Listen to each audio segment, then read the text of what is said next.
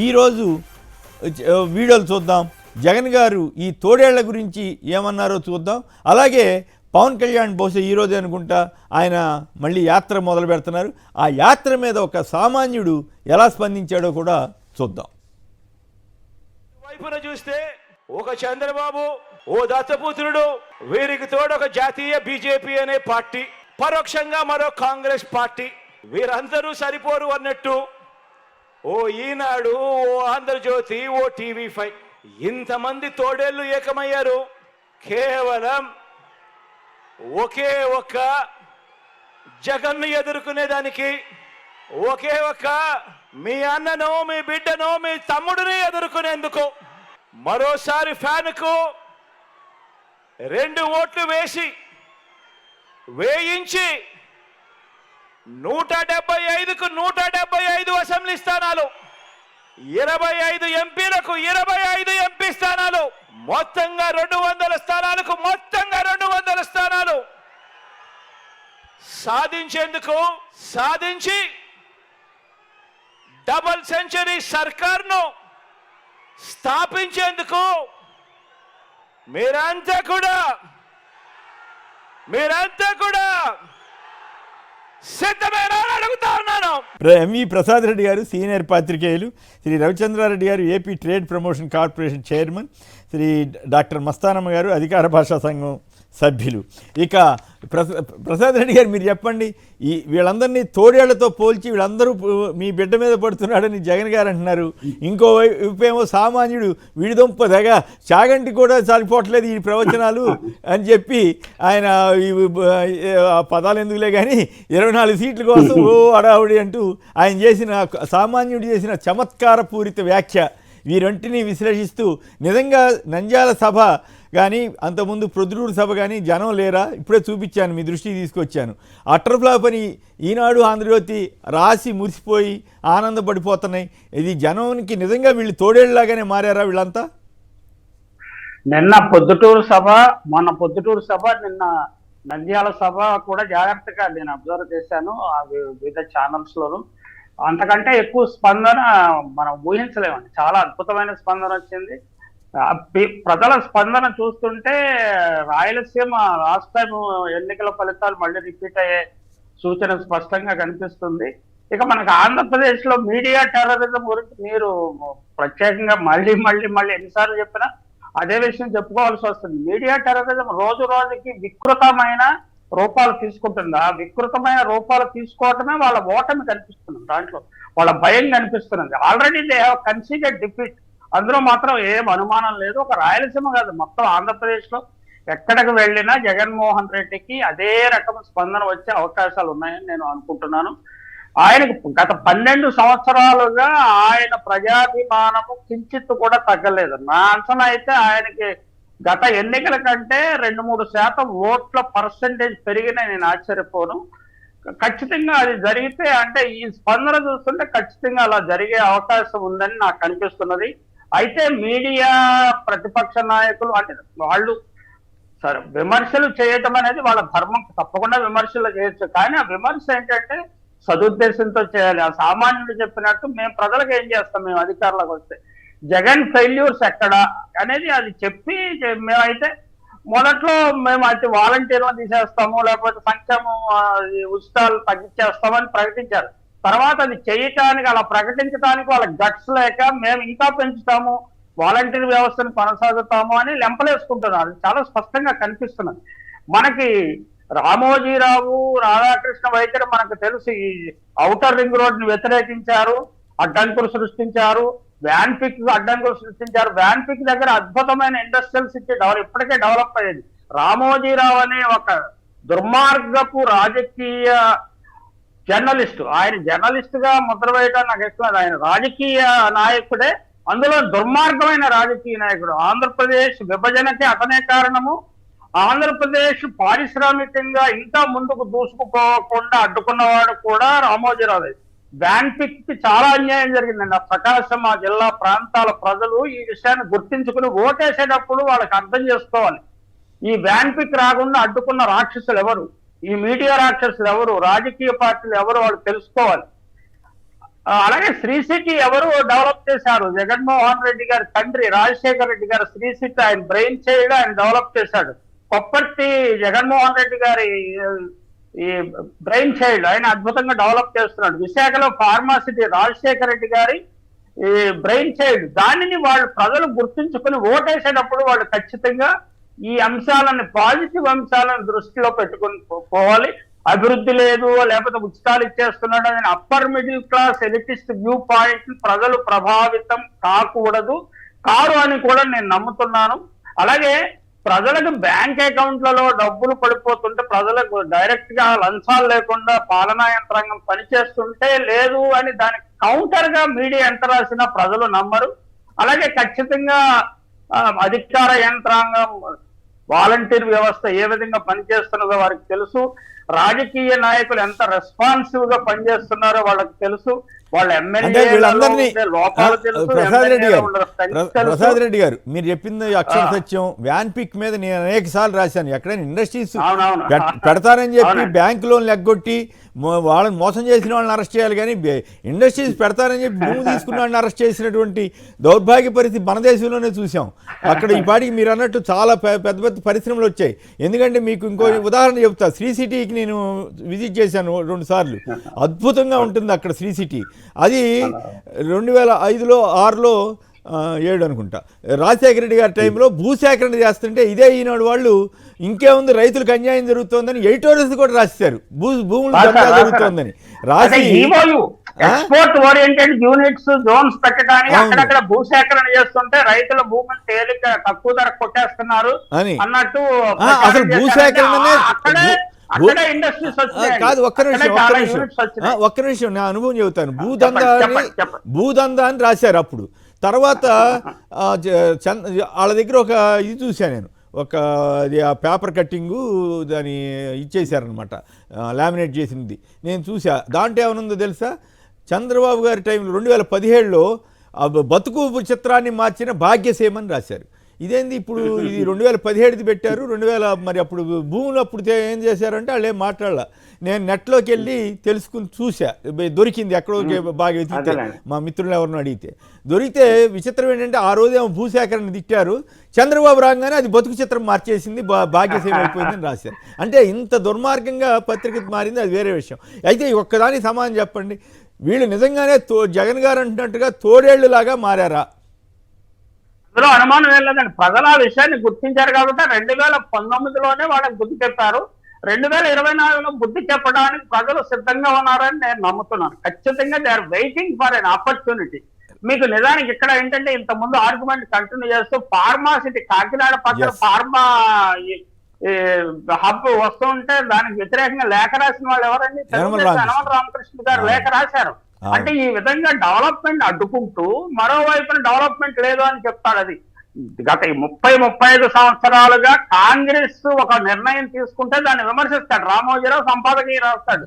అదే నిర్ణయం చంద్రబాబు నాయుడు కొనసాగించిన అటువంటి నిర్ణయం ఇంకోటి తీసుకున్నా దాన్ని పొగుడుతూ రాస్తాడు. అంటే ఇంతకంటే దుర్మార్గపు జర్నలిజం అంటే నేను పనిచేసిన ఒక పత్రిక, చాలా పత్రికలు దిగజారిపోయాయి, వాటి గురించి మాట్లాడలేదు. నేను రామోజీరావు పత్రిక, ఈనాడు పత్రిక చాలా గౌరవించేవాడు నేను. ఆయనంటే నాకు చాలా గౌరవం. అలాంటి వ్యక్తి ఈ విధంగా దుస్థితి దిగజారిపోవటానికి కారణం కేవలము చంద్రబాబు లాంటి ఒక కపటిని సపోర్ట్ చేయడానికి ఈనాడు లాంటి ఇన్స్టిట్యూషన్ ఎంతగా దిగజారిపోవాలి. మిగిలిన పత్రికలు, మిగిలిన ఛానల్స్ ఎంత దిగజారిపోయింది నేను పెద్దగా ఫీల్ అవుతుంది. నేను 9.5 సంవత్సరాలు ఎంతో అంటే అప్పుడు అది ఒక మిషన్ లాగా ఉండేదండి. మేము చేసేది ఏంటంటే ఏదో ప్రజల కోసం త్యాగం చేస్తున్నాం, ఒక ఉద్యమం చేస్తున్నాము, దేశాన్ని నిర్మించడంలో మనం పాత్ర వస్తున్నాం అని భావించేవాళ్ళం. అలాంటి పత్రిక ఈ స్థితికి దిగజారిపోవడం నేను ఊహించలేదు. శ్రీనివాసరావు గారు మీరు కూడా పనిచేశారు, మీ ఫీలింగ్ కూడా తప్పకుండా ఇలాగే ఉంటుందని నేను అనుకుంటున్నాను. అందులో అనుమానం ఉంది. మీరు 9.5 ఏళ్ళు చేస్తే నేను 24 ఏళ్ళు చేశా.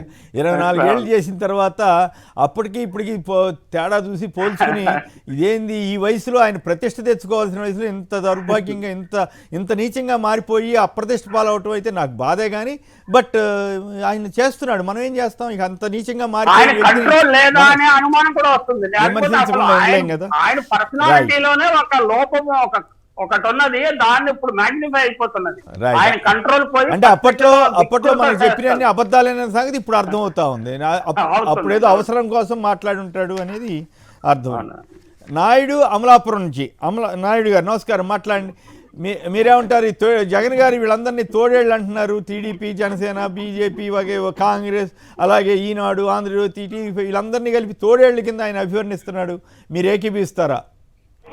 సార్ ఏకీపిస్తున్నాం. వాళ్ళు చేసే విధానం అలాగ ఉంది సార్.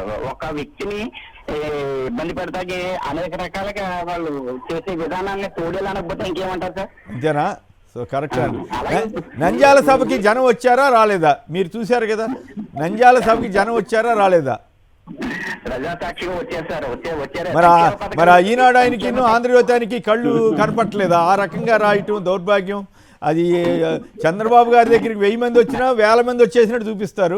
ఇక్కడికి 1000 మంది వచ్చినా 100 మంది కూడా రాలేదన్నట్టు చూపిస్తున్నారు. అంత దుర్మార్గమా? రైట్. సత్యనారాయణమూర్తి గారు అమలాపురం నుంచి. సత్యనారాయణమూర్తి గారు నమస్కారం, మాట్లాడి. నమస్తే అండి అందరికి. వీళ్ళంతా తోడేళ్ళేనా జగన్ గారు చెబుతున్నట్లుగా? ముందుగా ఈ రాష్ట్రాన్ని పట్టిన త్రిపులార్ వైరస్ పోవాలండి. ఏది? Triple R virus. త్రిపులార్ వైరస్ వైరస్సా? ఓకే. రామోజీరావు, రాధాకృష్ణ, TV5 రావు ఎవరు ఉన్నారు కదండి. ఈ 3 ఆర్ల వైరస్ పోతేనే కానీ ఈ రాష్ట్రం బాగుపడదండి. అంతేనా? తర్వాత చంద్రబాబు నాయుడు గారు ఓడిపోవడానికి ఎప్పుడో సిద్ధపడిపోయారండి. ఆయన సిద్ధపడిపోయాడా? ఆ మాట ఆయన చెప్పాడు. నా అవసరం కోసం కేంద్రంతో కలిశాను అన్నాడు కదా. ఎందుకు వెళ్ళిపోగానే ఎవరి మీద నెట్టాలో అనే దానికోసం ఈ బీజేపీ తోటి ఈ పవన్ కళ్యాణ్ తో పొత్తు పెట్టుకున్నారు తప్పించి. అవును. మరోసారి బీజేపీ వాళ్ళు వాళ్ళ మీద నిందేసుకోవడానికి సిద్ధంగా ఉండాలండి. అంటే ఇక్కడ ఆశ్చర్యం ఏంటంటే ఆమ్ ఆద్మీ పార్టీ దేశంలో ఉన్నంతలో కాస్త బెటర్ అనుకునే పరిస్థితి నుంచి వాళ్ళు అంతా కలిపి 100 కోట్ల స్కామ్ అని అంటున్నారు. ఓకే, జరిగిందో జరగలేదో అది వేరే విషయం. 100 కోట్ల స్కామ్ మీదేమో ఇంతమందిని అరెస్ట్ చేసి ఏళ్ల తరబడి జైల్లో పెడుతున్నారు. తన పక్కనేమో 1000 కోట్ల స్కామ్లు ఉన్నాయా అని చెప్పినానేమో వాటేసుకుంటున్నారు. అది దాంతో బీజేపీ యొక్క వైఖరి అర్థమవుతుంది కదా. ఏమిటి ఇట్లా మారిపోయింది బీజేపీ అనేది? ఒకప్పుడు మోడీ గారు అంటే నాకు కూడా చాలా గౌరవం ఉండేది. ఇప్పుడు జరుగుతున్నవన్నీ చూసి ఏంది, ఓహో అసలు వీళ్ళు ఇట్లా తయారవుతారా, అధికారం కోసం ఎంతకైనా దిగజారుతారా అనేటువంటి అభిప్రాయం కలుగుతుంది. ఇక రవిచంద్రారెడ్డి గారు చెప్పండి, వీళ్ళందరినీ తోడేళ్లుగా ఎలా అభివర్ణిస్తారు? చిన్న observation, sorry for the interruption. మీరు తోడేళ్లు అన్నారు కాబట్టి నాకు ఒక విషయం గుర్తుకొచ్చిందండి. జగన్మోహన్ రెడ్డి గారు కొత్తగా పార్టీ నుంచి బయటకు రావాలని నిర్ణయించినప్పుడు మొత్తము కాంగ్రెస్ పార్టీలో సీనియర్ నాయకులు, అధిష్టాన వర్గము, ప్రతిపక్షంలో ఉండే చంద్రబాబు నాయుడు వీళ్ళందరూ ఒక తోడేళ్ల గుంపులాగా జగన్మోహన్ రెడ్డిని కార్నర్ చేయాలని చూశారు. అప్పుడు ఒక టీవీ డిస్కషన్ లో నేను ఎవరో ప్రశ్నిస్తే చెప్పాను, ఈయన దీని నుంచి బయటపడతాడంటే నేను ఒకటే మాట చెప్పాను. ఆయన అంటే నేను జనరల్ గా ఎవరిని పొగటడం నాకు ఇష్టం ఉండదు. జగన్మోహన్ రెడ్డి అనేవాడు ఒక పులిబిడ్డ. ఆ పులిపిల్ల ఏంటంటే రాజశేఖర రెడ్డి గారు చనిపోయి ఈ పులిబిడ్డని తోడేళ్ల గుంపు మధ్యలో వదిలేసి వెళ్ళిపోయాడు ఆయన. అయితే దీనిలో ఉండే సహజ లక్షణం జెనెటిక్, దీనితోటి అది పోరాటం నేర్చుకుంటుంది, ఈ తోడేళ్ల నన్ను వేటాడుతుంది అని చెప్పాను నేను. అప్పుడు ఆ రోజుని చెప్పింది. ఈ రోజు మీరు తోడేళ్ళు అంటే నాకు గుర్తుకొచ్చి మీకు చెప్తున్నాను. Sorry for the interruption. Carrier. Okay, Ravichandra Reddy గారు. సార్ నమస్కారం. కొమ్మనేని గారు, మీకు, ప్రసాద్ రెడ్డి గారికి, మస్తానం గారికి, అలాగే సాక్షి ప్రేక్షకులందరూ నమస్కారం. సార్, ఇడుపులపాయ ప్రత్యక్షంగా యాత్ర, మొన్న బస్సు యాత్ర ప్రారంభమైనప్పుడు నేను అక్కడే ఉన్నా. అక్కడి నుండి పొద్దుటూరు సభ అయ్యే వరకు కూడా ఉన్నా. సార్, దారి పొడుగున జగన్మోహన్ రెడ్డి గారికి బట్టే జన నీరాజనం ఏదైతే ఉందో, కేరింతలు, ఒక పండగ వాతావరణం, దారి పొడుగున జన ప్రవాహం, పూల వర్షం సార్ మామూలుగా లేదు. కడుపు మండిపోయిన రామోజీరావు అన్ని పచ్చళ్ళు కలిపి ఒకేసారి తింటే వచ్చిన కడుపు మంట ఫీల్ అయ్యి రాస్తున్నారంటే జనాలు లేరని రాస్తున్నారు. ఆంధ్రజ్యోతి, ఈనాడికి దిక్కు దివాణం లేక ఏం రాయాలో తెలియక, చంద్రబాబు నాయుడు గారికి జనాలు రాక ఏం చేయాలి, ఎలా కవర్ చేయాలి, ఎలా మేకప్ చేయాలి, మన ముసలాన్ని ఎలా బతికించుకోవాలి మనం. అంటే ముసలి అనేది వయసు కాదు సార్, అతనికి ఆ ఛాదస్థం ఉన్నంత కాలం ఆ మాట అనాల్సింది. పెద్ద వయసు వచ్చే కొంది హుందాతనం వస్తుంది సార్. ఎవరికైనా మనిషి జీవితంలో పెద్ద వయసు వచ్చేసరికి హుందాతనం పెరగాలి కూడా న్యాచురల్ గా. అలా కాకుండా రామోజీరావు అనే ఒక దౌర్భాగ్యం, జర్నలిజం పేరుతో చేస్తున్న మీడియా టెర్రరిజం. మరి కిరోసిన్ అమ్ముకుంటున్న స్టేజ్ నుంచి పాపం ఇంకొక ఆయన వచ్చాడు, ఆంధ్రజ్యోతి, ఏబిఎన్ అని సిబిఎన్ ఛానల్ నడిపినట్టు నడుపుతుంటాడు. బిఆర్ నాయుడు పాపం ఆయన అరిచేతిలో ఎంట్రుకలు మల్పిస్తాన్ని మోసం చేసి ఏదైతే జనాలను ఏమర్చాడో అదే విధంగా ప్రజల్ని వంచే తీరు ఖచ్చితంగా కూడా ఈ ట్రయో ముఖ్యంగా ఇంకొన్ని ఛానల్స్ ఉన్నాయి, మహా న్యూస్ లో అవి ఇవి ఉన్నాయి, అన్ని ఉన్నాయి. కానీ వాళ్ళందరికన్నా పాపం ఈ ముగ్గురు మాత్రం దుష్ట చతుష్టయంలో చంద్రబాబుకి తోడుగా 4 పక్కన 4 నించొని ఏదైతే విచిత్రమైన వైఖరి సార్ ఎందుకు వీళ్ళకి ఇంత ప్రేమ? ఒకటి కామన్ ఫ్యాక్టర్ కులం అయితే ఆ కులంలో ఎవరినైనా వీళ్ళు బాగు చేశారా?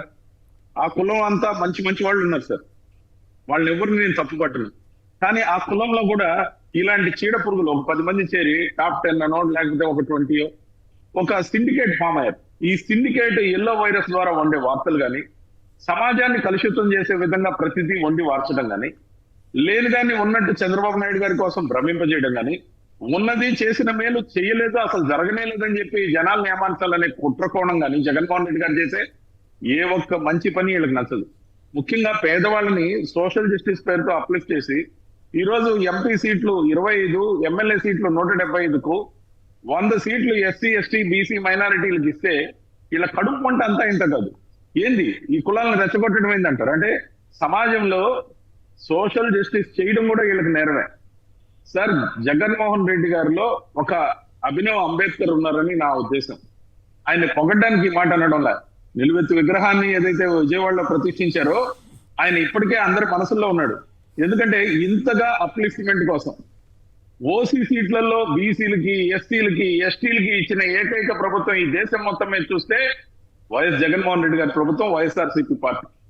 మరి ఒకవైపు సోషల్ జస్టిస్, ఒకవైపు ఇచ్చిన మేనిఫెస్టోలో 129 హామీల్లో 128 సంపూర్ణంగా అమలు చేసి, ఒక్క హామీని పాక్షికంగా అమలు చేసి ఉన్నట్టు జనానికి చెప్తున్నాడు. ఏమని విమర్శించాలి ఇతన్ని? అందుకని లేని కేసుల గురించో, దర్యాప్తులో సిబిఐ పరిధిలో ఉన్న వాటి గురించో, ఎవరో అప్రూవర్ బయట తిరుగుతూ ఎవరో ఒకరిద్దరు పేర్లు చెప్తే, సార్ నేను ఒక క్వశ్చన్ వేస్తాను, జనాల్లోకి పోవాలి ఇది. ఎవరైనా దొరికిపోయినప్పుడు అరే దొరికిపోయాం మనం రక్షించుకోవాలంటే అప్రూవర్ అనే మాస్క్ అడ్డం పెట్టుకుందాం. అప్రూవర్ గా మారిపోయి ఒక పుతిన్ పేరో లేకపోతే ఒక వేరే దేశంలో ఉన్న సినిమా యాక్టర్ పేరు వాళ్ళ పేర్లు చెప్తే అవి ఒకేది లేదు చచ్చేది లేదు.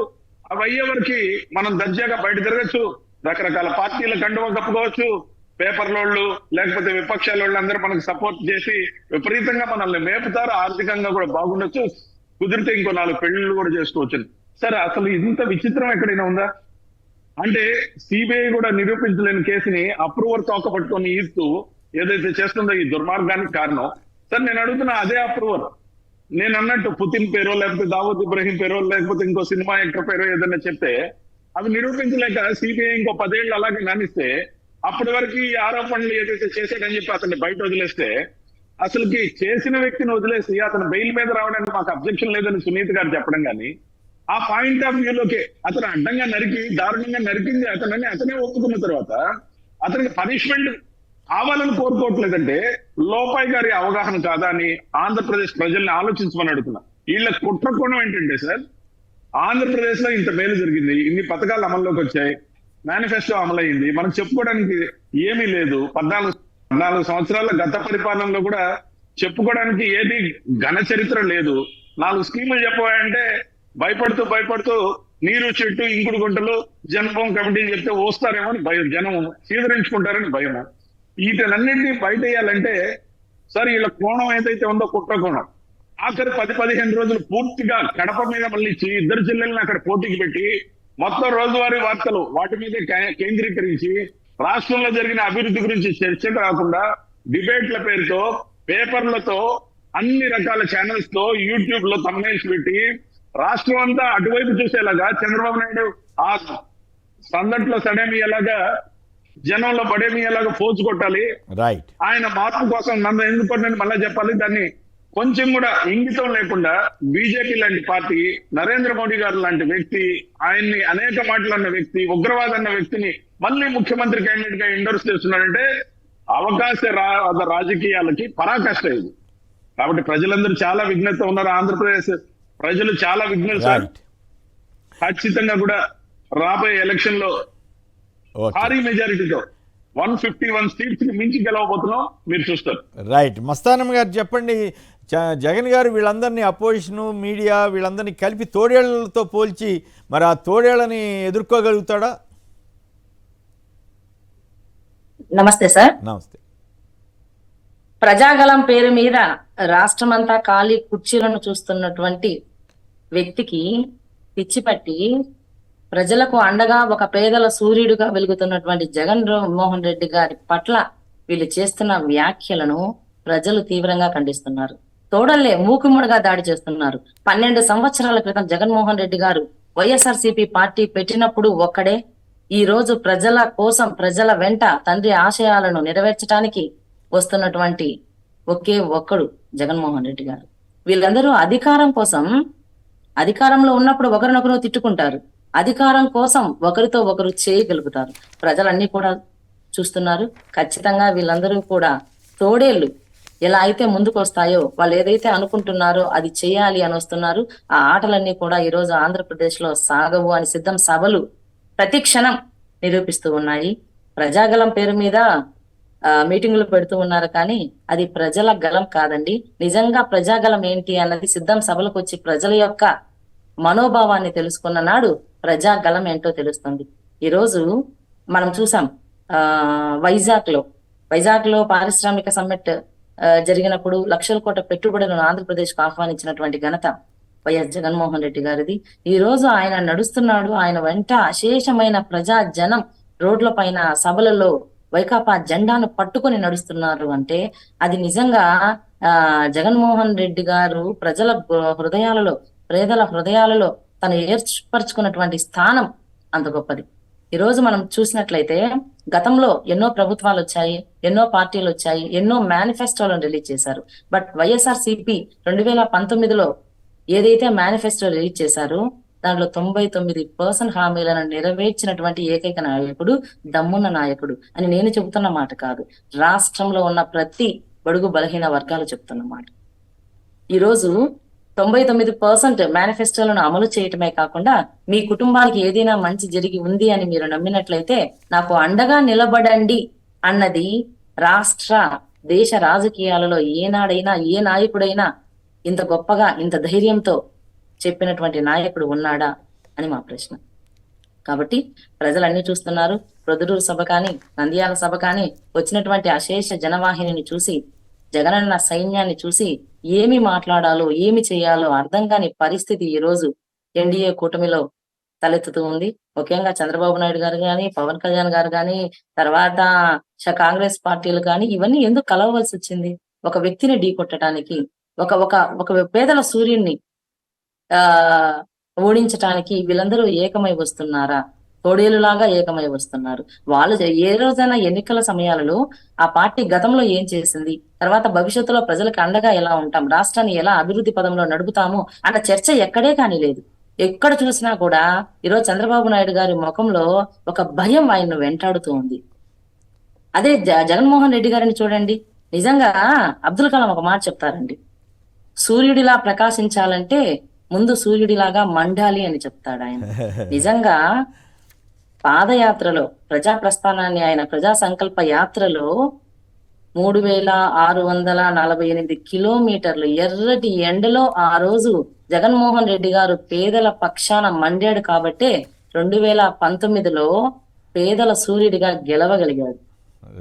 ప్రజా సంకల్ప యాత్రలో ప్రజల యొక్క ప్రతి కష్టాన్ని ఆయన చూశారు. ఆ కష్టాలలో ఉన్న వాటన్నింటినీ కూడా మేనిఫెస్టో రూపంలో ఆయన 2019లో తీసుకొని వచ్చారు. ఆ ప్రజల యొక్క కోరికలను, ప్రజల యొక్క అభివృద్ధిని, ప్రజల యొక్క కష్టాన్ని నమ్మిన నాయకుడు కాబట్టి ఈరోజు మనం చూసాం, మన టీవీలలో చూస్తున్నాం, ప్రొద్దుటూరు ఇట్లా అంతా కూడా ఆయన బస్సు యాత్రలో వెళ్తూ ఉన్నప్పుడు ఒక వైఎస్ఆర్ పార్టీ ఒక కార్యకర్త అందామా, ఒక ప్రజలు ఆయన ద్వారా లబ్ధి కోరి ప్రజలు ఆయన బస్సు వెంట పరిగెత్తు ఉన్నారు. 2 కాళ్ళు నేలకు మోపి ఆయనకు అభివాదం చేస్తున్నటువంటి సంఘటనలన్నీ కూడా మనం చూస్తున్నాం. ప్రతి అక్క, ప్రతి చెల్లెలు ఆయన వస్తుంటే ప్రశాంతమైన వదనంతో ఉంటారు జగన్ గారు. ముఖ్యంగా ఆయనలో ఉన్న గొప్పతనం ఏంటంటే అసలు ఆయన్ను అన్ని మూకుమ్మడిగా తోడేలలాగా అన్ని కోణాలలో అందరూ వ్యక్తులు కూడా చుట్టుముట్టాలని ప్రయత్నం చేస్తున్నా కూడా ఎక్కడా కూడా తొనకకుండా బెనకకుండా అసలు ముఖం చూడండి, నా ప్రజలు, నా కుటుంబంలోనికి నేను వచ్చాను అని ఆయన ముఖంలో ఉన్నటువంటి వెలుగు ఒకసారి చూడండి.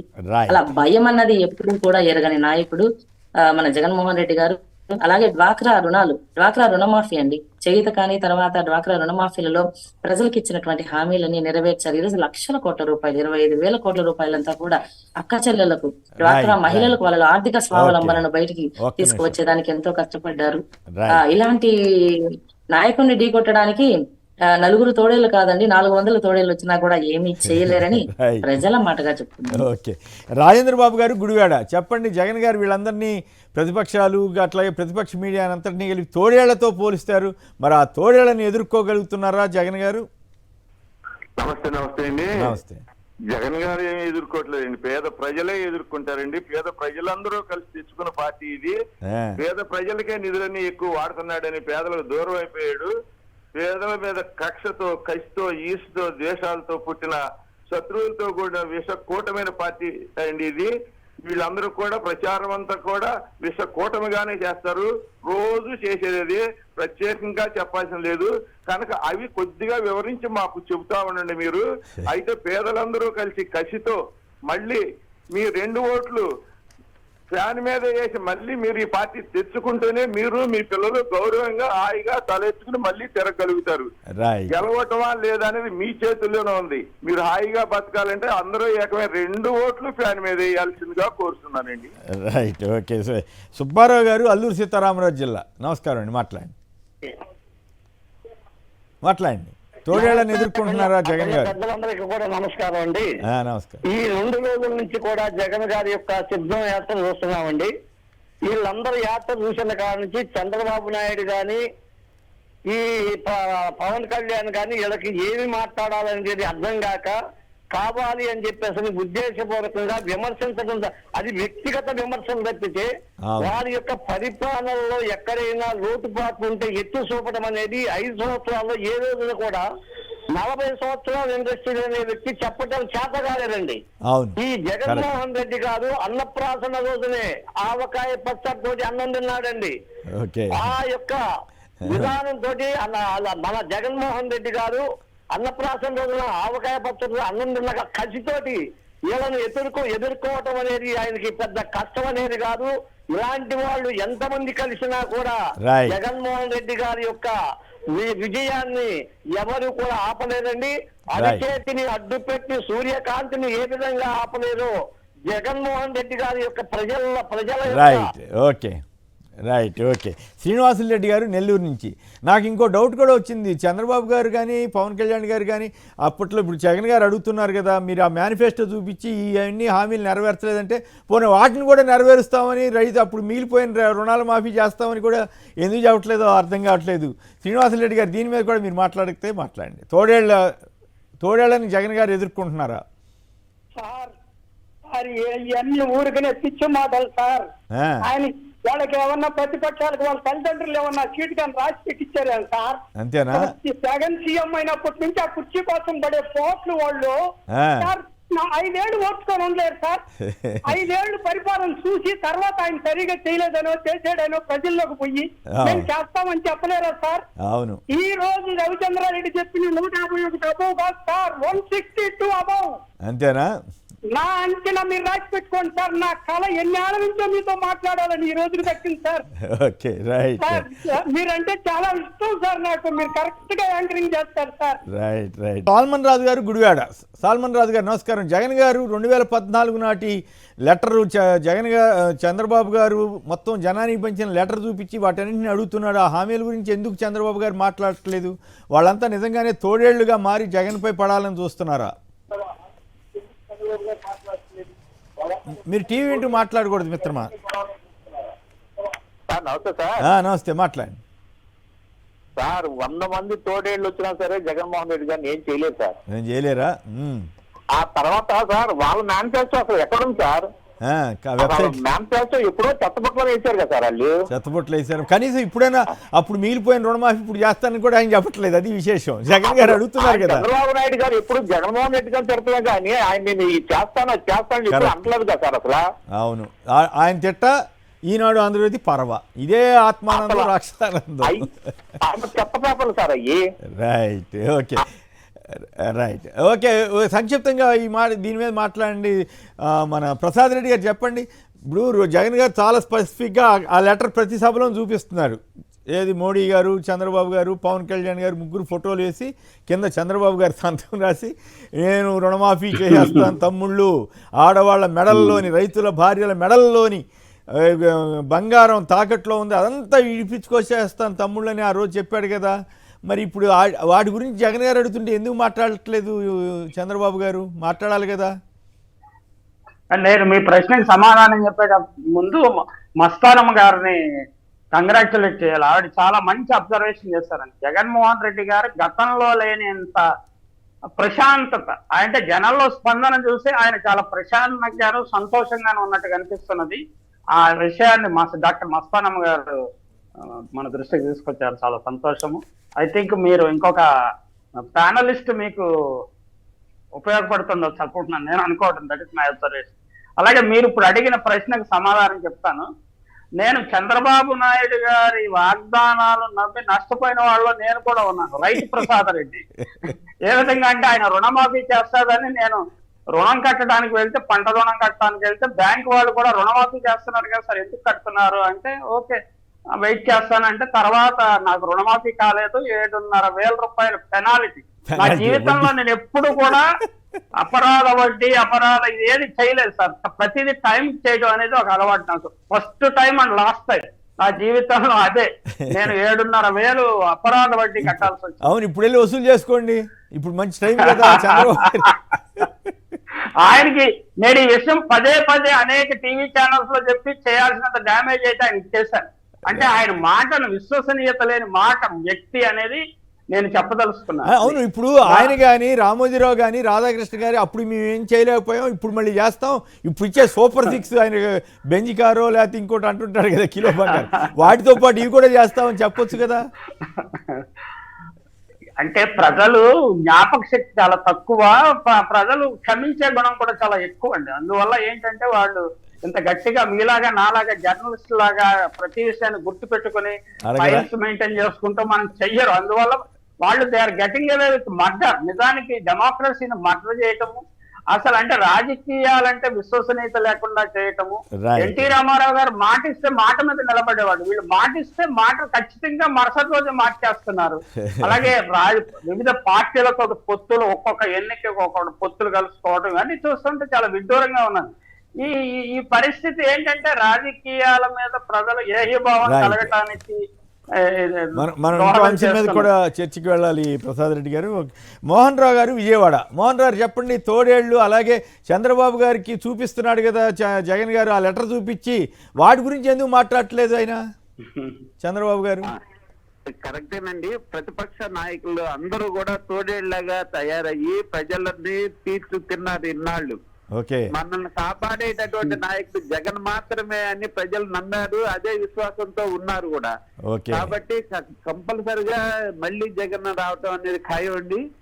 ఈ తోడేళ్లు ఎంత ఇదైనా కానీ జగన్ గారు అన్నట్టు డబుల్ సెంచరీ కొట్టడం అనేది దాని ప్రయత్నాల్లో సక్సెస్ అవుతారని చెప్పని విశ్వసిస్తున్నామండి. రైట్, మీరు మాట్లాడండి సంక్షిప్తంగా రవిచంద్రారెడ్డి గారు. ఏమిటి మరి జగన్ గారు చూపిస్తున్న లెటర్ చూపించి లెటర్ మీద ఎందుకు ఆయన చంద్రబాబు గారు రియాక్ట్ అవ్వట్లేదు? ఎస్, అప్పుడు చేయలేదు, జగన్ గారు చేయాలని కూడా అన్నారు కదా, వాళ్ళు చేయలేని రుణమాఫీ వీళ్ళు ఈయన చేయాలన్నారు, ఈయన ఎజెండా మానుకుని ఆయన చేయాలన్నారు. ఇప్పుడు చేస్తామని చెబుతాడా? జనం నమ్ముతారా? అసలు చెప్పట్లేదు కదా.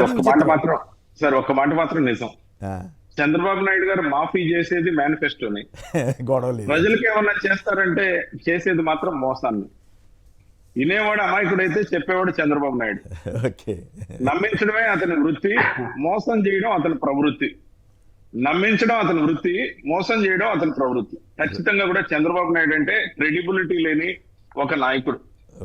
జగన్ గారు ఎంత కష్టపడి లెటర్ చూపించి అడుగుతుందంతా ఇక పాపం ఆయనకి ఎవరు సమాధానం కూడా రాదు. జగన్మోహన్ రెడ్డి గారు సార్ మన వైఎస్ఆర్సీపీ పార్టీ తరఫున చంద్రబాబు నాయుడు గారు ఏమార్చిన ఆ ముగ్గురు కలిసి వచ్చిన ఎలక్షన్ ఏదైతే ఉందో 2014 మేనిఫెస్టో వాళ్ళు పార్టీ ఆఫీస్ వెనకాల ఎలక్షన్ అయ్యాక పాసేశారు.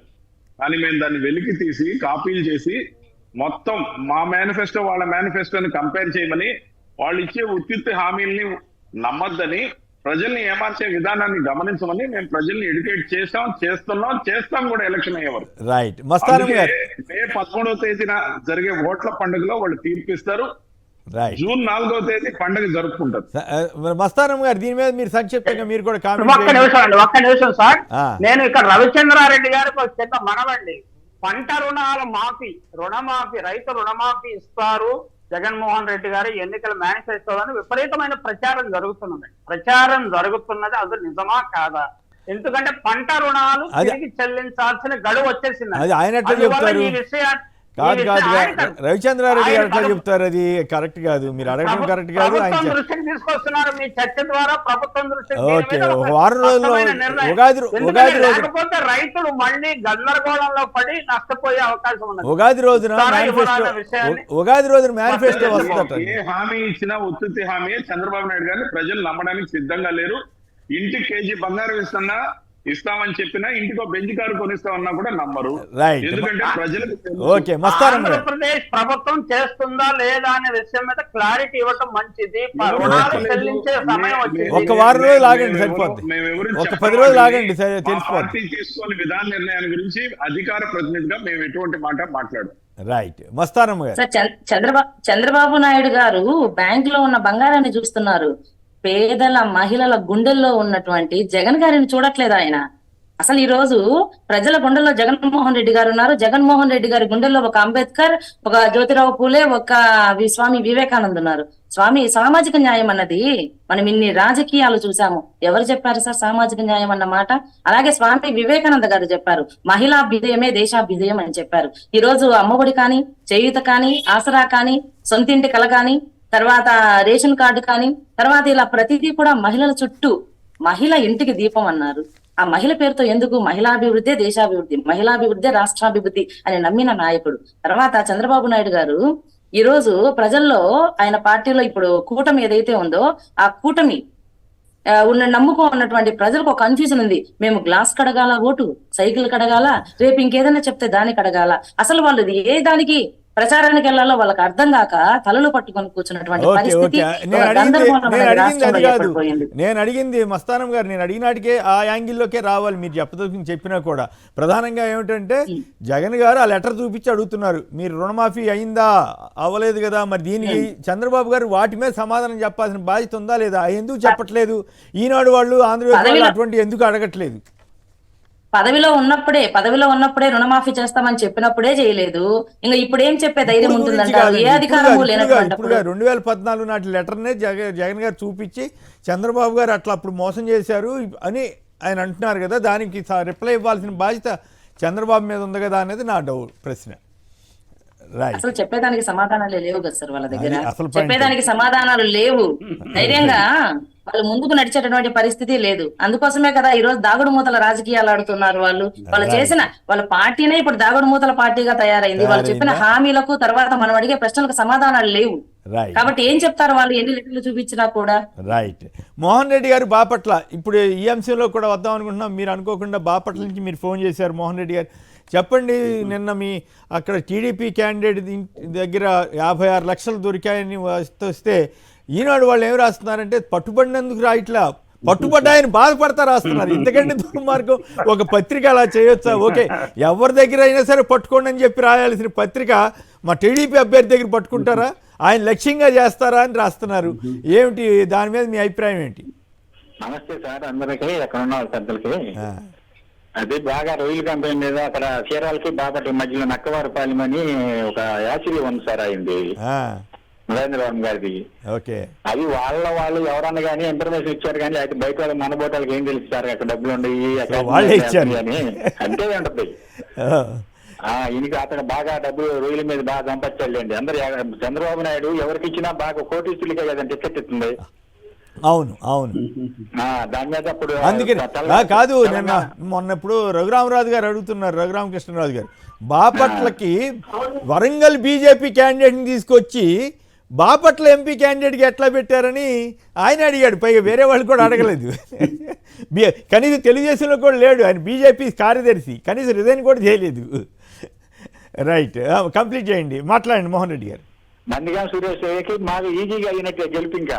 Okay right. మన రాజశేఖర చెప్పినట్టు చంద్రబాబు నాయుడుకి మునిషాపం ఉందని. ఓకే నిజం చెబితే తల ఒక్కలే అయిందని చెప్పారు కదా. అవును. మరి ఇప్పుడు 56 లక్షలు దాని మీద తెలుగుదేశం వాళ్ళు ఏమన్నా రిప్లై ఇస్తున్నారా, మాట్లాడుతున్నారా? వాళ్ళంతా అంతేనండి, ఇదంతా వైఎస్ఆర్ పార్టీ చేశారు, ఇదంతా వాళ్ళ దుర్మార్గం అది ఇది అని చెప్తారు సార్. వాళ్ళు ఏం చెప్తారు అంతా మొన్న జగన్ గారింటి దగ్గర ఒక కారు కంటైనర్ కనపడితేనే ఇంకేముంది డబ్బులు అని దుష్ప్రచారం చేశారు కదా దుర్మార్గంగా. మరి ఇప్పుడు దీని గురించి వాళ్ళు సమాధానం చెప్పాలి కదా. అబద్ధానికి నోరెక్కువ సార్, నిదానంగా వెళ్తుంది, అబద్ధం ఊరంతా కమ్మేసింది తెల్లారే బయటికి. కరెక్ట్, బాగా చెప్పారు. ఈ పాయింట్ కరెక్ట్. అబద్ధానికి గొంతు ఎక్కువ. అందుకే మొన్న మధ్య నాతో టీడీపీ నాయకుడు అన్నాడు, మా చంద్రబాబు గారు ఎంత గట్టిగా అరిస్తే అంత పెద్ద అబద్ధం ఏంటది అన్నాడు. రైట్. అప్పిరెడ్డి గారు గుంటూరు నుంచి. అప్పిరెడ్డి గారు నమస్కారం, మాట్లాడండి. నమస్తే సార్, కేసీ గారు. నేను పర్సనల్ గా కూడా మీతో ఇంత ముందు ఒకసారి ఫోన్ చేశాను, గుర్తున్నాను సార్. చెప్పండి. ఇప్పుడు రఘురామకృష్ణరాజు మన వైఎస్ఆర్సీపీలో మళ్ళా వస్తున్నారని చెప్పి సోషల్ మీడియాలంతా వస్తుంది. ఆయన మాత్రం ఎట్టి బస్సులో తీసుకోవచ్చు సార్. మీరు సోషల్ మీడియాలో తీసుకుంటే మాత్రం ఆయన తిట్టింది మోడీ గారిని, చంద్రబాబు నాయుడు గారు తిట్టింది మాత్రం ఎప్పుడు వేయబాకండి. ఎందుకంటే ఎంత తిట్టాడో జగన్మోహన్ రెడ్డి గారు అటు ఇటువంటి వాళ్ళు మాత్రం మీరు ఎట్టి బస్సులో వైసీపీలోకి తీసుకోవద్దు. ఓకే, అది వాళ్ళు తీసుకుంటున్నట్లు ఎవరు చెప్పారు? రవిచంద్రారెడ్డి గారు తీసుకుంటున్నారా? ఏమది విజయసాయి రెడ్డి గారితో పాటు జగన్ గారిని కలిసినట్టు మీటింగ్ అక్కడంతా అది పాతండి. లేదు మిత్రమా, అది 2019లో విజయసాయి రెడ్డి గారితో పాటు ఆయన జగన్ గారి దగ్గరికి వెళ్ళిన ఆ సన్నివేశం దృశ్యాలని, ఆ వీడియోని ఇప్పుడు వాడుతున్నారు కొందరు. అది కరెక్ట్ కాదు. సరే సార్, ఓకే. రఘురామకృష్ణరాజు విషయంలో జరిగింది ఏంటంటే, ఏ పార్టీ ద్వారా గెలిచాడో ఆ పార్టీ మీద విషయం చిమ్మినందుకు, నమ్మకూడని వ్యక్తి చంద్రబాబు నాయుడిని నమ్మినందుకు వెన్నుపోటు రుచి చూశాడు. ఇప్పుడు తెలిసి వచ్చింది లోకం, గిర్రులు తిరుగుతోంది. అటువంటి వ్యక్తుల్ని, మనల్ని దూషించి, మన పార్టీలో ఉండి మనల్ని దూషించిన వాళ్ళని తిరిగి తీసుకునే సమస్య లేదు. అలాంటి పరిస్థితి ఎప్పుడూ రాదు. రైట్. అయితే ఇప్పుడు చెప్పండి, బాపట్ల టీడీపీ క్యాండిడేట్ లక్ష్యంగా చేసుకుని డబ్బు వసూలు చేశారని, డబ్బు పట్టుకున్నారని చెప్పి ఈనాడు వాళ్ళు చాలా బాధపడిపోతున్నారు. అసలు మరి మొన్న సీఎం ఇంటి దగ్గర ఏంటది కంటైనర్ వచ్చేసింది, ఇంకేదో జరిగిపోతుందని రాశారు. తీరా చూస్తేనేమో అది ప్యాంట్రీ కార్ అని తేలింది. పైగా నేను అనుకోకుండా ఒక టీవీ ఛానల్ చూస్తుంటే ఒక తెలుగుదేశం ప్రతినిధి ఒక ఆయన కూర్చుని ఆర్టీసీ బస్ స్టాండ్కి వెళ్ళింది. ఆర్టీసీ బస్ స్టాండ్లో క్లర్క్ అంట మీరు పంపించిన డబ్బు కట్టలన్నీ లెక్కలేస్తున్నాడని కూడా చెప్పారండి. మీడియా వెళ్ళండి అని చెబుతున్నాడు. ఆయనే వెళ్ళి పట్టుకోవచ్చు కదా. ఏమిటి ఇంత చెత్తగా మాట్లాడుతున్నారు వాళ్ళు? ఇప్పుడు ఈ రకంగా డబ్బు ఏ రకంగా ఖర్చు పెడుతున్నారు? కథలు కాకరకాయలు అని గతంలో సామెతలు వేస్తారు. ఇలాంటి కథలు కాకరకాయలు అమ్మాలంటే ఎల్లో మీడియా వేదికగా ఆ విషపత్రిక జర్నలిజం పేరుతో చేసే బ్రోకరిజం పనులు ఏవైతే ఉన్నాయో అలాంటి పనులు ఉంటాయి. ముఖ్యంగా వాళ్ళని ఎవరో లక్ష్యంగా చేస్తున్నారంట. లక్ష్యంగా అంటే ఏమన్నా చేశారా సార్? ఇది ఏమన్నా సినిమానా? అంటే రొటీన్ తనిఖీల్లో దొరికిన తర్వాత దొరికిపోయిన దొంగ ఏమంటాడంటే, నన్ను లక్ష్యంగా చేసుకొని చేశారు, రాష్ట్రం మొత్తం పట్టుకోవాలి.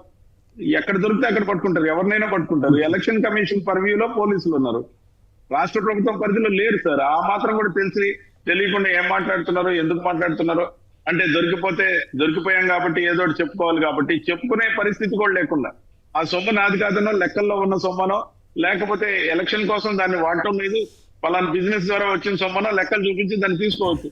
అలా కాకుండా మమ్మల్ని లక్ష్యంగా చేశారు సార్, అక్కడే తెలిసిపోతుంది కదా. అంటే ఖచ్చితంగా కూడా వాళ్ళు అనైతికంగా ఉన్నప్పటికీ ఎవరు వాళ్ళని పట్టుకోకూడదు. కానీ వాళ్ళు మర్చిపోయింది ఏంటంటే, పోలీసు వ్యవస్థ మొత్తం కూడా ఎలక్షన్ కమిషన్ పర్వ్యూలో ఉంది బాబు.